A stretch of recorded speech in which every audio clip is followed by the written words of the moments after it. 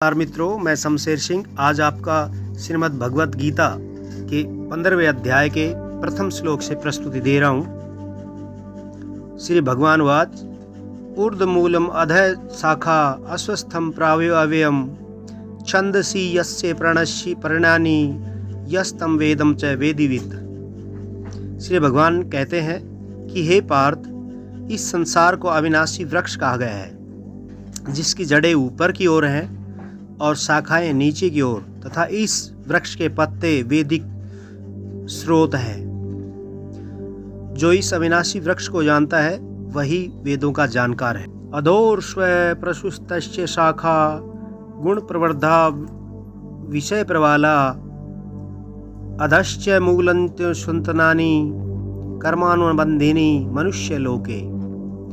उस वृक्ष की शाखाएं गुणों से प्रवृद्ध हुई नीचे और ऊपर चारों ओर फैली हुई हैं, जिसके अंकुर हैं मनुष्य लोक में कर्मों का अनुसरण करने वाली इनकी अन्य जड़ें नीचे फैली हुई हैं। न रूपमस्य तथोपलभ्यते नान्तो न चार्दिन च संप्रतिष्ठा अस्वस्थमेनं स्वीरूढमूलं मसंगशस्त्रेण दृढ़ेन छित्त्वा। इस संसार रूपी वृक्ष के वास्तविक स्वरूप का अनुभव इस जगत में नहीं किया जा सकता, क्योंकि न तो इसका आदि है और न ही इसका अंत है, और न ही इसकी कोई आधार ही है।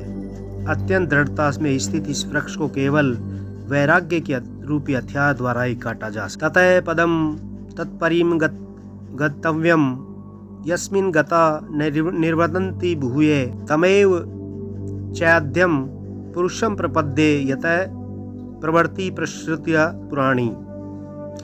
तदुपरांत उस पद का अन्वेषण करना चाहिए जिसको प्राप्त हुए पुरुष पुनः संसार में नहीं लौटते हैं।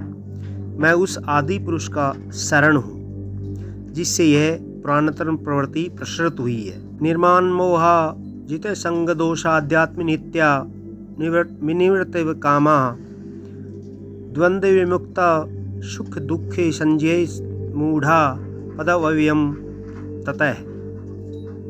जिसका मान और मोह निवृत्त हो गया है, जिन्होंने संग दोष को जीत लिया है, जो आध्यात्म में स्थित है, जिसकी कामनाएं निवृत्त हो चुकी है और जो सुख दुख नामक द्वंद्वों से विमुक्त हो गए हैं, ऐसे सम्मोह रहित ज्ञानी जन उस अव्यय पद को प्राप्त। न तद्व्याशयते सूर्यो न शशांको न पावकः यद्र गत्वा न निवर्तन्ते तद्वाद धाम परम मम। उसे न सूर्य प्रकाशित कर सकता है और न चंद्रमा और न ही अग्नि, जिसे प्राप्त कर मनुष्य पुनः इस संसार को नहीं लौटते हैं। वह मेरा परम धाम है। श्री भगवान वाच। श्री भगवान आगे कहते हैं, ममेवांशो जीवलोके जीवभूतः सनातनः मन षष्टि इंद्रियाणि प्रकस्थितानि कर्षति। हे अर्जुन, संसार में प्रत्येक शरीर में स्थित जीवात्मा मेरा ही सनातन अंश है, जो कि मन सहित 6 इंद्रियों के द्वारा प्रकृति के अधीन होकर कार्य करता है। शरीरम यद आपनोति यच्च उत्कृम अतीश्वरम गृहीत्वा तानि संयाति वायुर्गंधा धानि विनश्यात्।